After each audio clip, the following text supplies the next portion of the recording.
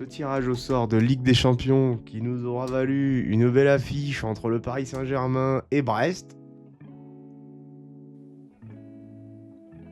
Histoire de bien nous rappeler que la Ligue 1, ça nous a dans la peau. Ou on l'a dans la peau. En tout cas, les Brestois doivent être contents. Alors attends. Ah ouais, il doit être ravi, Pierre Lesmelou. Pierre Lesmelou. Putain. Là, c'est la faute à Paris, hein, c'est pas la faute à Brest. Ouais, c'est pas faux. C'est Paris qui les emmerde. Alors, c'est clair. Est-ce qu'on veut... Alors, on va faire un point déjà sur le classement. On n'y voit rien sur ce classement. 36 équipes, pleine page, impossible. Bon, après, les Young Boys de Berne, on s'en branle un peu les couilles. Donc, même Gironne. Mais merde. Alors, zoom, 100%. Non. Voilà. Paf, paf. Tac. Liverpool. 36 équipes. 0 point pris. Comment le Slovan Bratislava, mes couilles, et Young Boys n'ont pas pris un point. Bref. Alors, où est-ce qu'on peut trouver ce putain de classement là? Faut que je trouve. Ce putain de quoi? De tirage? Mais de quoi tu parles? Oui, mais le tirage, tu sais, il est affiché en. On peut voir un peu le tableau, quoi. Tu veux que je te l'envoie peut-être? Bah, si tu l'as sous le nez, on prend, hein. Alors, le problème, c'est que c'est un peu éclaté quand même. C'est vrai que le tournoi, le tableau. Ah, j'ai le knockout affiche, j'ai les affiches du barrage, mais j'ai pas c'est le tableau que j'aurai. Intégral. Alors, si tu gagnes, tu joues Liverpool, Barça, etc. Et du coup, ça veut dire quoi ça? Parce que ça, j'ai pas l'info là. Comment ça, t'as pas l'info? C'est quand même assez simple. Mais comment ça, Barça ou Liverpool? C'est-à-dire que Barça et Liverpool s'affrontent? Mais non, oh là là. T'as des mecs en gros qui arrivent en 16e, t'as des mecs qui arrivent en 8e. D'accord? Oui. Et donc il va encore, même les équipes qui sont déjà qualifiées, donc les 8 premières équipes, donc Barcelone et Liverpool, ne jouent pas le 16e. En revanche, il y aura quand même un tirage pour savoir contre qui ils vont aller. C'est-à-dire que le Barça, ils peuvent jouer soit le vainqueur de Brest PSG, soit le vainqueur de AS Monaco Benfica. Et Liverpool, pareil. Tu vois ce que je veux dire? Ou pas? Pas encore. Il y aura un tirage. Attends. Ce qui est particulier, mais bon, il y aura un tirage. Ils font des tirages, maintenant il n'y a plus que 3 boules, si tu veux, donc c'est pas très compliqué en soi. Alors voilà. Bah, même pas, il y en a 2 en fait, c'est-à-dire que tu connais l'adversaire, et à 2 boules, t'en tires une, ok, bling, l'autre c'est l'autre. Là on a le tirage sous le nez, voilà. Donc, si ça t'intéresse. Le temps qu'il arrive. Oui, voilà, exactement, bah, c'est ça. Donc là tu le vois très bien, c'est exactement ce qu'il nous fallait.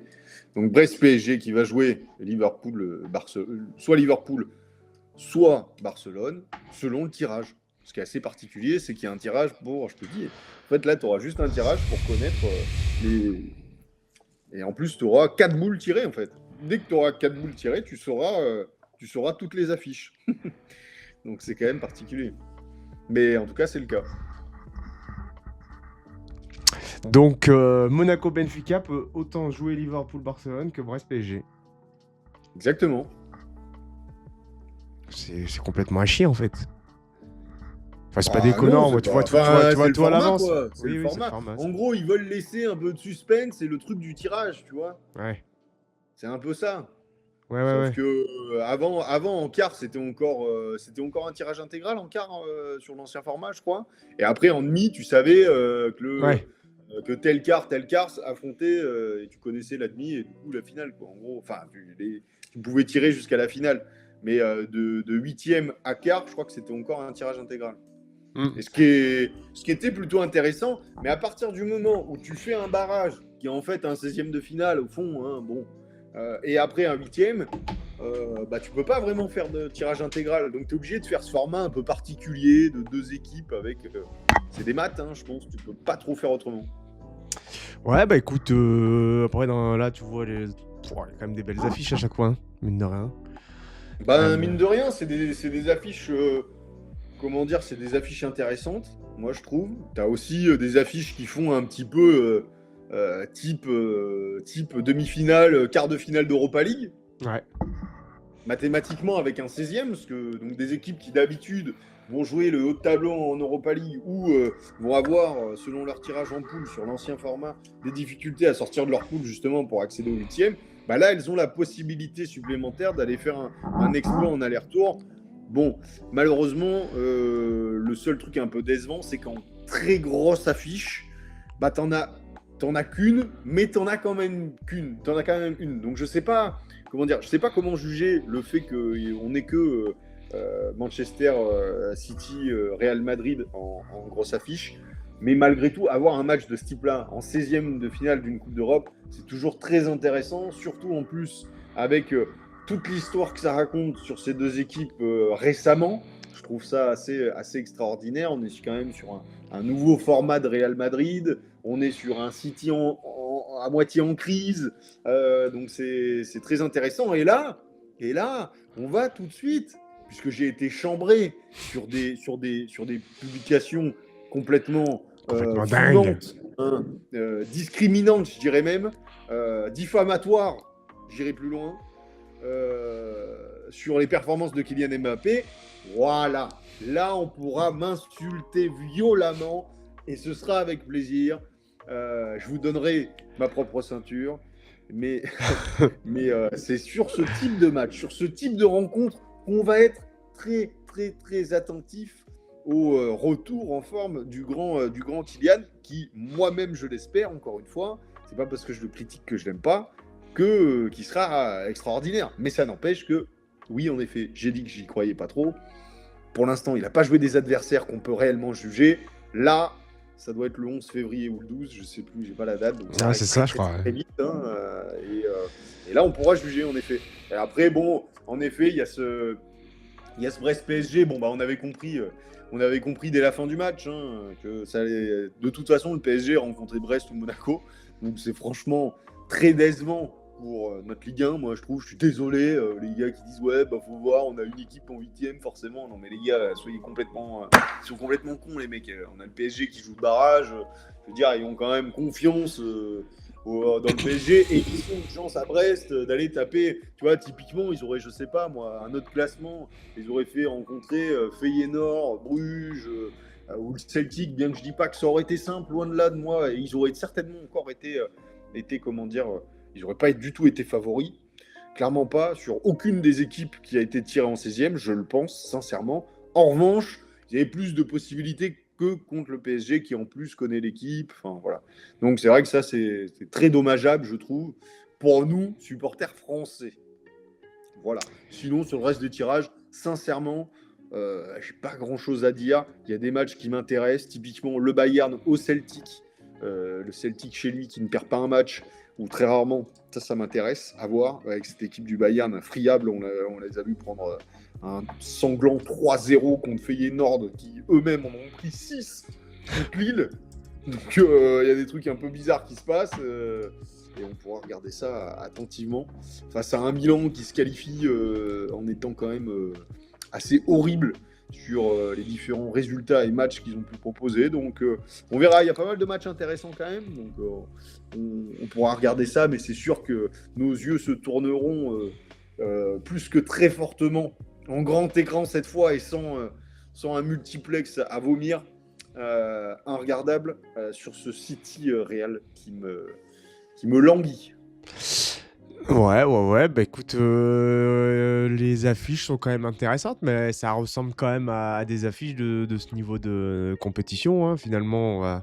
Moi, je sais pas, entre avoir des affiches trop tôt et des affiches trop tard, tu vois, j'aime bien. Moi, j'aime bien avoir ces affiches un petit peu plus tard. Après, je pense que le format fait que, mine de rien, hormis Paris et City, bah finalement, les trois équipes qui font un petit peu de l'eau qui font un peu de la merde, on va le dire, voilà. Les trois font qu'il y a une affiche, finalement, City, Madrid, PSG. Donc ça aurait pu être l'inverse, mais sinon, globalement, il ne sera rien de surprenant. Hein.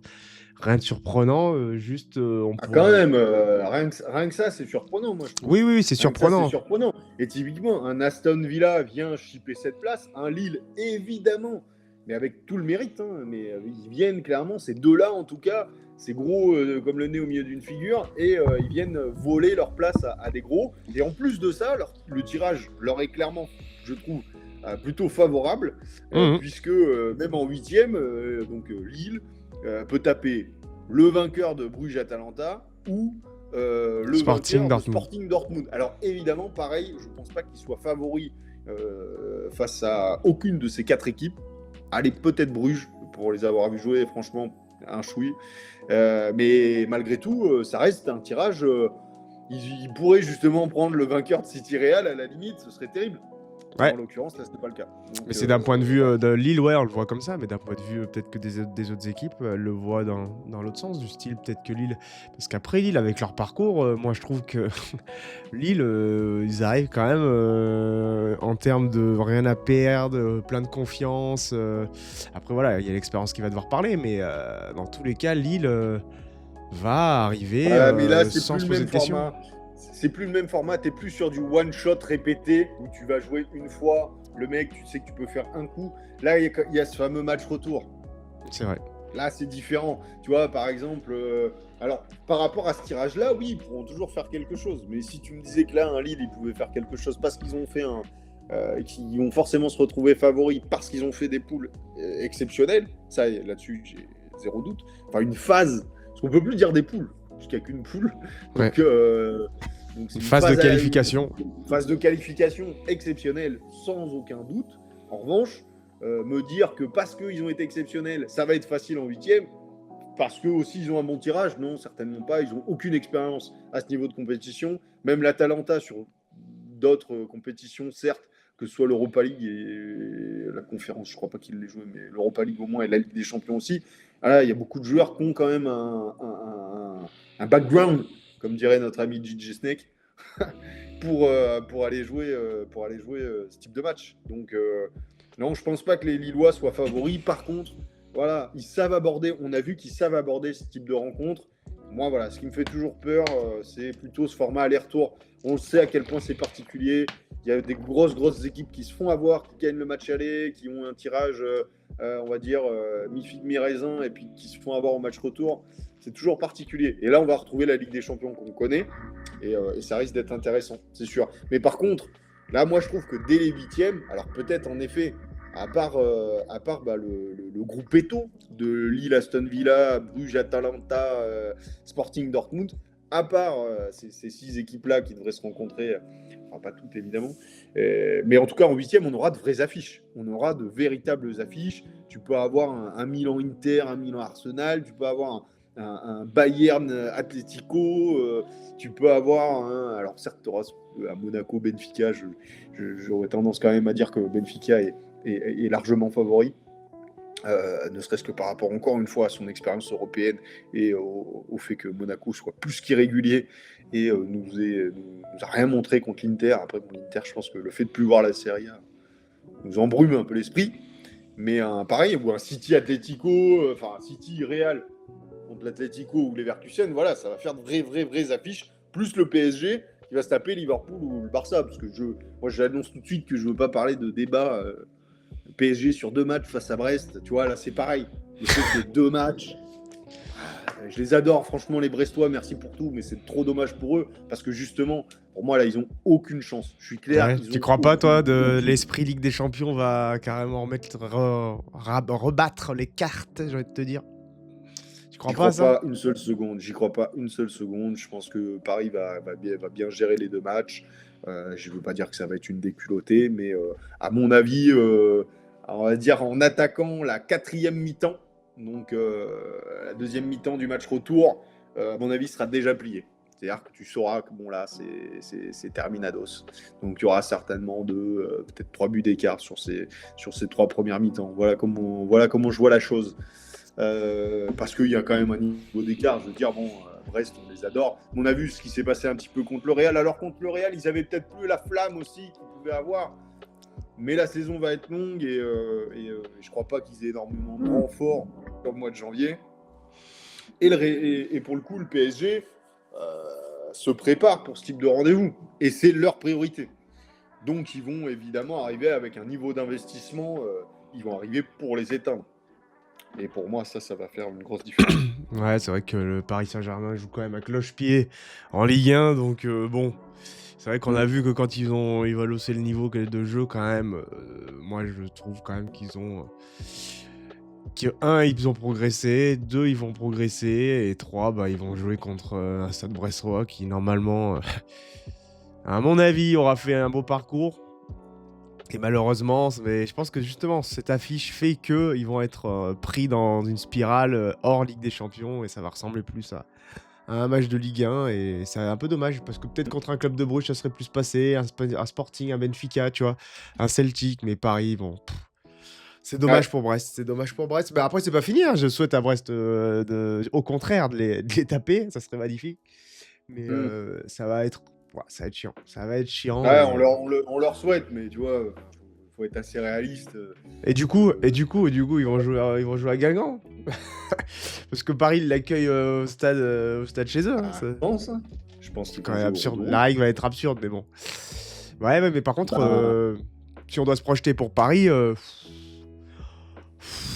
je pense que je préfère prendre le Barça quand même à Liverpool, parce que Liverpool, moi je te dis, le Barça ils peuvent les taper. Lamine Yamal, si voilà, il est dans un, déjà s'il est là ou pas, ça va changer beaucoup de choses. Le reste, ok, il y a des super joueurs, Pedri, etc., Rafinha, ça reste prenable pour le Paris Saint-Germain. Après, j'en sais rien, il y a beaucoup de génies. Je sais pas, je t'avoue, Lewandowski, il est plein de paluche. Rafinha, il est plein de paluche. Pedri, il est plein de paluche. Mais, tu vois, alors, ils font des résultats bizarres. Mais, ouais, entre Liverpool, dans tous les cas, entre Liverpool et le Barça, je prends Liverpool, je pense. Tu prends le Barça, tu veux dire? Oui, je prends le Barça, pardon. Ouais. Non, là-dessus, je suis d'accord. Liverpool montre depuis le début de l'année une supériorité telle en Première Ligue et même en Europe que forcément, c'est l'équipe que tu as clairement envie d'éviter. Les mecs qui perdent leur dernier match parce qu'ils envoient clairement leur poussin jouer le match, donc c'est quand même assez impressionnant. Donc c'est clair que eux font clairement peur. Ça, là-dessus, il n'y a aucun doute. Par contre, le Barça, malgré tout, dans tous les cas, ce sera une grosse affiche et je suis plutôt d'accord avec toi. Je pense que le PSG serait mieux loti de tirer Barcelone après avoir tapé Brest que Liverpool, et je pense que tout le monde sera d'accord. Ça n'empêche que ça ne veut pas du tout dire qu'ils seront favoris contre le Barça. Encore une fois, le Barça, ils ont quand même, notamment en gros match cette année, le Real, par 2 fois, ils les ont lavés. Le Bayern, ils les ont lavés. Donc certes, c'est peut-être pas les équipes les plus en forme du moment, hein, que ce soit le Real ou le Bayern, notamment aux périodes où les matchs se sont joués. En revanche, le Barça est en capacité de faire, sur des gros matchs, des performances vraiment exceptionnelles, de marquer des buts sous différentes phases de jeu aussi, qui ne seront pas forcément faciles pour le PSG à anticiper, un peu comme Liverpool, des phases de transition où ça va à 3000, où ça écarte vraiment le jeu, avec ce point de fixation qui est Lewandowski au milieu pour aller la foutre au fond et faire un peu de tapine s'il le faut, marquer les pénaux et orienter le jeu s'il y a un petit peu de mal. Donc il faudra voir. On sait que c'est plutôt cette gestion de transition que le PSG a du mal. On a pu le voir sur les buts de City, par exemple. En très peu de temps, ils arrivent ils ont du mal à gérer certaines périodes de match. Là-dessus, le Barça, ils peuvent vraiment te faire très très mal en peu de temps également. Mais je les vois aussi friables en défense pour le coup. Donc il faudra voir avec un Dembélé, s'il est en pleine paluche et qui cadre la totalité de ses frappes, ça peut aussi faire très très mal. Donc ce sera un match ultra intéressant. Et Liverpool, de toute façon, je pense qu'on peut le dire aujourd'hui. Sur le papier, ils sont favoris de la compète. Voilà. Ouais. Ah bah oui. Ils paraissent intouchables. Encore une fois, s'ils envoient les poussins à la dernière journée de cette phase de qualification de Ligue des Champions, c'est qu'ils sont déjà qualifiés, c'est qu'ils sont tranquilles, c'est que ils peuvent faire reposer les stars qui ont énormément joué en janvier. On le sait, c'est toujours le cas pour la Première Ligue. Voilà, c'est quand même. C'était le cas aussi déjà il y a 2 semaines contre Ipswich. Les mecs, ils arrivent à faire tourner. Il y a une vraie gestion de groupe. Et ça ne les empêche pas d'accumuler du résultat. À part là où, encore une fois, c'est très très particulier et contextuel. Donc oui, je pense qu'il faudra regarder ça, voir comment d'autres clubs aussi, des clubs increvables comme l'Atlético s'en sortent, parce que l'Atlético derrière, si on tire un peu le truc, ça peut être un des adversaires aussi d'un Liverpool. Donc il faudra évidemment voir tout ça et ce sera intéressant. Mais c'est sûr pour le PSG, je suis d'accord avec toi, ça pour conclure, que pour un huitième de finale, il vaudrait mieux prendre le Barça que Liverpool. Je suis bien d'accord. C'est vrai que quand tu regardes les... Ouais. Non, mais pour Lille, t'es déjà en huitième, c'est extraordinaire, franchement. Donc après, admettons que tu arrives à taper, je sais pas, Bruges, l'Atalanta, Sporting Dortmund. Déjà que ta saison, pour moi, niveau Europe, elle est déjà réussie. Si tu arrives en plus à aller en quart de finale, bon voilà, c'est l'exploit total. Et on leur demandera rien en quart de finale. On va attendre de voir le tirage pour savoir si on leur demande quelque chose en huitième. Et s'ils passent le huitième, bon alors là, après, c'est que du bonus, que du plaisir. Et on les suivra avec grand plaisir. Parce qu'en effet, contre Feyenoord, quand même, ils ont mis des buts infâmes. Hein. Ils ont mis des buts moches. C'est pas compliqué. Tout rentré. Ah ouais, ils ont tout rentré. Mais ils leur ont roulé dessus aussi, hein, parce que c'est que des ballons dans la surface qui traînent et ça revient. Bon, voilà. Après, bon, il se trouve que Feyenoord, il jouait avec un certain Nicolas Palois, je crois, derrière. Il a mis un but, il a mis 2 CSC. Roi le Bourbier. Ils avaient un latéral droit. Le latéral droit contre Sahraoui, il a pris la tempête. Il courait les bras derrière. T'as pas remarqué? Ah si, gros. C'était, ça faisait de la peine pour ce pauvre homme qui s'est fait retrouver face à Sahraoui, qui naviguait en toute tranquillité avec son passe Navigo. Tout là-haut, il a dit alors attendez, moi je passe par là. Et un peu à l'image de Brendan Chardonnay qui a passé une très bonne soirée en compagnie de Rodrigo. Et même Mbappé, Mbappé sur 2-3 contrôles orientés. Ouais, voilà, tu vois exactement. Brendan, ça. Voilà, là, c'est bon, ça s'est vu, on a compris. Attends, j'ai peut-être un intervenant. Ah bah il a peut-être envie de parler. Allez, vas-y, allez, mets-le. Bonjour Rémi. Bonjour Clément. Comment vas-tu? Ça va et toi? Eh ben écoute, ça va bien. Tu veux réagir? Est-ce que tu veux réagir Tu veux réagir à la... On est en plein live, mon cher Rémi. Ah pardon, putain, j'ai pas suivi, je voulais pas... Ah bah tiens, ça m'étonne vachement que t'aies pas suivi. Bah je veux dire, quand on est en voiture, on regarde pas Twitch en même temps. Ah bah si t'étais abonné, tu pouvais recevoir une alerte, tu serais au moins au courant, t'aurais l'info. Mais bon, t'es même pas abonné. Ouais. Ça ne sert à rien, en tout cas les quiz sont prêts pour demain. Ah bravo. C'est très bien ça. Les quiz, combien? 2, 3? Parce qu'à 2, ça devient en pluriel, donc... 10 quiz. 10 quiz. Attention. Bien sûr. Demain, soyez présents, ce sera pas un live. Mais on peut pas regarder les vidéos Twitch, par contre, on va faire des quiz quand on est en heure de boulot. Bravo, Fournet. Ils ont été faits entre midi et 2. Qu'est-ce que tu veux nous dire sur le tirage de Ligue des Champions, Fournet? Sur le tirage de la Ligue des Champions, je trouve que c'est quand même assez dommage de voir des rencontres franco-françaises. J'aurais bien aimé que le Stade Brestois tire Benfica pour qu'il puisse vivre un petit peu l'Europe plutôt que jouer contre le Paris Saint-Germain. Le Paris Saint-Germain... c'est un peu l'Europe, le Paris Saint-Germain, vu qu'il n'y a pas d'ancrage français, donc finalement, ça reste un club étranger. Ça y est, bravo, bienvenue chez les fous, quoi. Oui. C'est un malade, ce type. Pas faux. Et puis Paris a tout testé en huitième de finale et puis perdra en huitième de finale. Et voilà. D'accord, bon. Eh ben écoute. Et toi, qu'est-ce que tu annonces, Clément? Eh ben écoute, j'annonce voilà un Brest perdant. Bien sûr, à Monaco. Monaco Benfica. Moi j'aurais tendance à annoncer Benfica parce que les résultats de Monaco on n'y comprend rien. Que Benfica a quand même beaucoup plus d'expérience que tous ces joueurs monégasques et que voilà, je pense tout simplement que c'est une équipe qui va mieux gérer sa double confrontation, puisque j'insiste sur l'importance dans ce nouveau format du retour de la double confrontation à partir de ces 16e et voilà. Je pense que ça va être pas mal, ça va être intéressant. Attention, je les enterre pas. Il y a une seule équipe sur tous ces 16e que j'enterre complètement. C'est Brest, malheureusement. Je les enterre complètement. Ouais. Voilà. Je pense que même Feyenoord, malgré ce qu'ils nous ont montré contre Lille, on n'est pas à l'abri qu'ils tapent Milan, bien qu'ils soient évidemment complètement en infériorité sur le papier. Mais tu vois, j'ai plus d'espoir pour eux que pour mes amis brestois, à qui je souhaite bon vent. Voilà. Et qu'est-ce que tu penses du tirage de sort pour l'Olympique de Marseille? Il n'y avait plus de réseau, alors on peut reprendre. J'ai pas eu le tirage. Quel connard. Ah, ça c'est bon ça. Parce que là t'as été vif. Hein. J'ai limite cru que c'était vrai. Putain. Euh, Il rappelle pas. Putain, il est bon. Bah du coup, il nous a encore niqué notre buvette. Bravo Fournet. Voilà. Bon boulot. Non, j'aimerais juste quand même dire un petit mot de Lille qui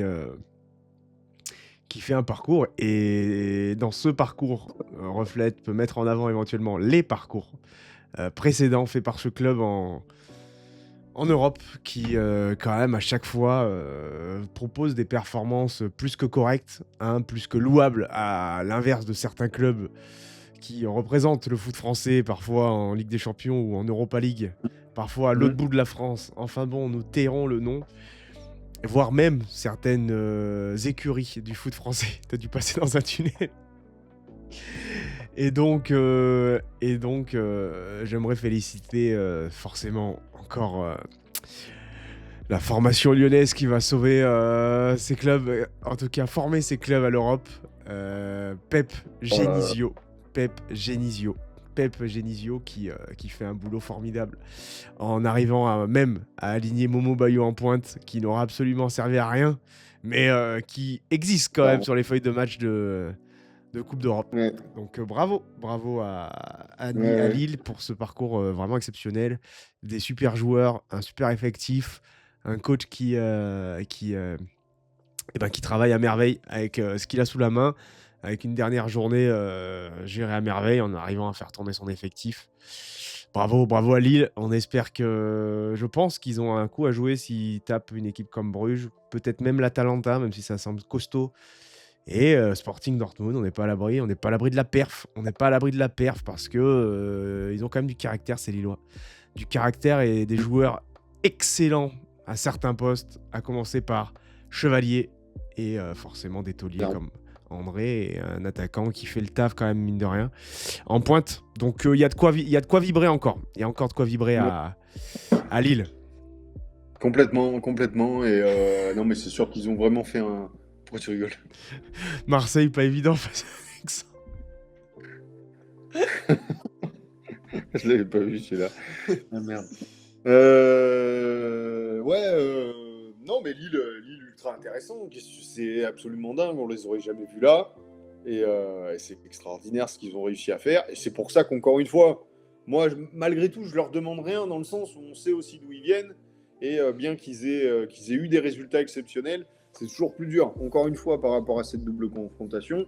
Et en plus, face à des équipes qui peuvent, comme l'Atalanta, et encore plus comme Dortmund, ou même le Sporting, être clairement plus habitués à ces rôles-là. Même Bruges, finalement, en termes de club, les plus. Après, dans l'effectif, évidemment, l'effectif lillois est plein de qualités. Donc, sincèrement, je pense qu'il faut espérer, il faut y croire. Et puis, mais voilà, faut pas attendre non plus... faut pas attendre grand-chose, j'ai envie de dire. C'est déjà du bonus, quoi. 4 équipes en Ligue des Champions, c'est une folie. Moi, je trouve que tu en as quand même 3 en barrage, mais tu sais, pour le coup, tu en auras 2 en 8e. Voilà, c'est déjà aussi d'un autre côté. Ça dépend comment on voit le verre, hein, à moitié plein, à moitié vide. Mais bon, on peut le voir comme ça, et en se disant que lui, il a clairement une chance aussi en 8e. J'en suis persuadé, quel qu'il soit. Taper n'importe qui, voilà, exactement. Quel que soit l'adversaire, Lille pourra avoir une chance et s'en sortir. Donc, et puis je pense que c'est toujours pareil, ça fait du bien économiquement, mais ça fait du bien aussi sur les transferts. Il y a un joueur qui va revenir, Zegrova. Il faut bien se rendre compte qu'ils ont mis 6-1 à Feyenoord sans Zegrova. C'est quand même un joueur aussi qui peut... on sait très clairement qu'il ne va pas rester très très longtemps à Lille s'il montre de bonnes choses. Et là, visiblement, bon, il en a pris pour 6 semaines. Ils ont annoncé ça il y a une semaine ou deux. Donc pour le 8e, on va espérer que ça va suivre, tout simplement. Ouais. Et j'ai vu qu'ils ont recruté Akpom là des Pays-Bas, je crois. Il vient de PSV Eindhoven, je crois. Akpom. En tout cas, c'est un nom dans Football Manager, un mec qui avait en tout cas des belles perspectives devant lui, mais bon, ça a pas l'air d'avoir payé. Bah écoute, on est ok, on a fait le tour. Qu'est-ce que je peux te dire sur Brest? Ouais, bah écoute, on a parlé de Brest, on a parlé de Paris. City Real, comment tu vois City Real, toi? City Real, je te dis, pour moi, pour le coup, justement, on va pouvoir juger. Ça va être un match ultra intéressant. Moi, je vois le Real favori. Pourquoi? Parce que capable de tuer n'importe qui en transition. Et City déteste les transitions. On l'a très très bien vu face à ce match contre Paris. Maintenant, tu vas me dire, après, c'est facile de parler à chaque fois de transition. Toutes les équipes jouent un peu comme ça. Oui, certes, mais il y a des équipes qui jouent comme ça sans avoir 3 attaquants, voire presque 4, totalement faits pour ce type de jeu.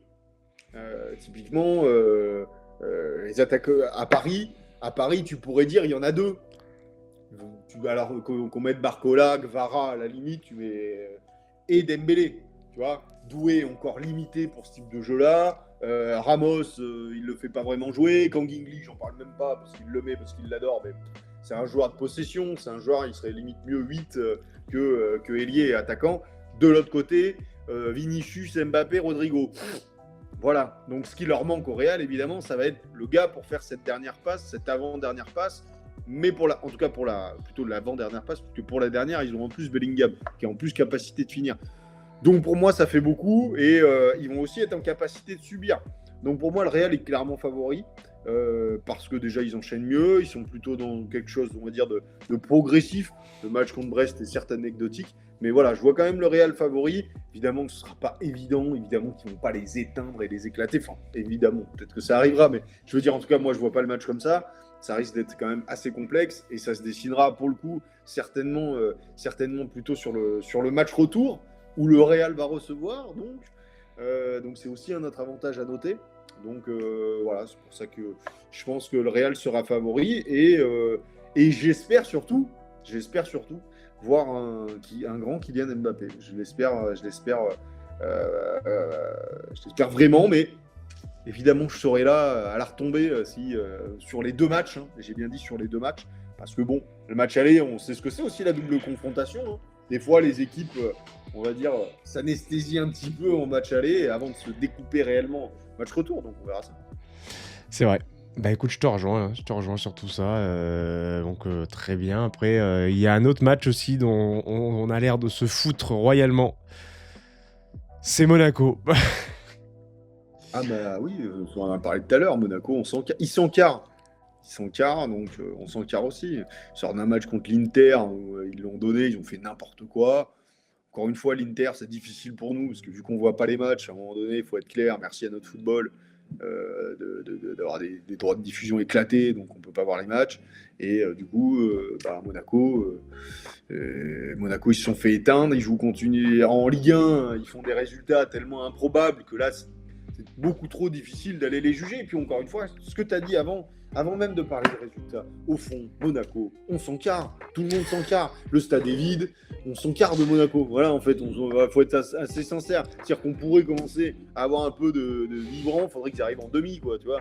Donc franchement, et puis là en plus ils n'ont pas de joueurs qui te font vibrer comme époque 2017 où là vraiment une dream team, ils te racontent une histoire et puis tu as des mecs qui sont au-dessus du lot. Là c'est quand même pas le cas. Ils ont des bons joueurs, ils ont un bon groupe, mais restons tranquilles. Sur un format pool cette année, ils ne seraient jamais sortis. Sur ce format-là, ils ont réussi à être assez sérieux, notamment assez rapidement, mais après, bon. Ouais, je sais pas, franchement, je sais pas. Si on prend le contexte monégasque qui s'avère être celui de quand il y a des gros matchs, souvent on sort, on se montre, et c'est pour l'instant à peu près ce qu'ils ont fait cette année. Alors même s'ils ont forcément des contre-performances des fois, notamment en fin d'année dernière et un peu en ce début de saison. Alors, en tout cas en début d'année 2025, mais non, Monaco, on peut pas dire quand même qu'ils aient pas de joueurs intéressants. Ils ont quand même Ben Seguir, Akliouche, Zakaria qui bombardent quand même dans cette équipe, je trouve. C'est des joueurs, en tout cas, Zakaria, Akliouche, ça fait une bonne saison cette année. Même Ben Seguir, on peut pas dire qu'il a été mauvais. Ils ont quand même, je trouve, un groupe qui a fait des performances intéressantes, on va dire, sur la globalité, les 3 quarts de cette saison, la globalité, donc sur une moyenne, on va dire que c'est moyen haut. Ça va pas être facile contre Benfica. Je pense quand même qu'ils ont les capacités de se réveiller. Parce que ça va que dépendre d'eux. Hein. Ça va pas dépendre d'autres choses. Ça va dépendre des joueurs. Hein. Pas des cadres du club. Ça va pas dépendre de l'entraîneur. Ça va dépendre des joueurs. Parce qu'on sait qu'à Monaco, c'est compliqué de se motiver au quotidien par la ferveur, etc. Donc les joueurs, s'ils décident de passer la deuxième, voire la troisième, parce que là, il faut y aller. Je pense quand même que Monaco peut passer Benfica. Ça va être forcément... C'est jamais facile de jouer ces clubs là où c'est chaud et il va y avoir un peu la tempête. Parce qu'ils ont quand même le gardien Majeski. Je sais pas comment il s'appelle. Majeski. J'ai perdu le nom. Ouais, il est quand même pas mal. Hein. Franchement, c'est un bon gardien. Donc, ils ont quand même à peu près ce qu'il faut pour exister, pour passer l'étape Benfica. Après, quand la marge risque d'être un peu haute, comme on a vu contre l'Inter, où là, comme tu dis, ils ont fait n'importe quoi. Bah, on a perdu le Monaco. Mais après, voilà, un dernier match de poule, enfin de qualification. C'est quoi l'investissement qu'ils ont mis pour se qualifier avec la manière. Donc on verra pour Monaco, de toute façon, comme tu dis, on s'encarre jusqu'à ce qu'il y ait un résultat à voir avec eux. Tant qu'ils feront pas un résultat. Exactement. Et en effet, oui, à Kliouche, c'est vrai que ça peut rester un des joueurs intéressants.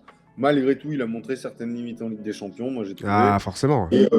Et forcément, et on ne lui en veut pas, mais c'est-à-dire que pour qu'on te raconte une histoire, il faut typiquement que ce genre de joueur qui éclabousse la Ligue 1 de leur talent arrive notamment dans les moments difficiles de leur équipe à sortir leur épingle du jeu. C'est peut-être beaucoup demandé, mais c'était ce qu'un Mbappé à l'époque était capable de faire. Évidemment, pour la meilleure, je suis d'accord, mais on est en Ligue des Champions, donc on a une certaine exigence, et aujourd'hui, pour le moment en tout cas, notamment sur cette fin de qualification, Monaco ne nous a pas fait rêver. Mais évidemment qu'on va les soutenir et que je souhaite que Monaco se qualifie.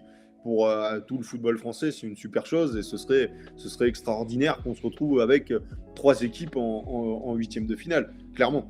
Mais évidemment, ce sera aussi, par contre, en huitième, on les embrassera si jamais ils passent. Hein.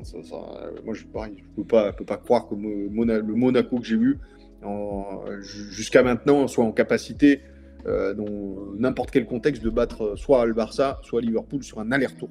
Je précise bien encore une fois sur un aller-retour. Je n'y crois pas une seule seconde.